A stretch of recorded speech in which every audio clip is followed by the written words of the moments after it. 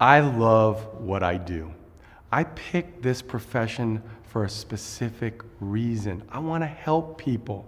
In my heart, when I've done everything I possibly can for my client and we've had a successful result, it is unbelievable. It's why I do what I do.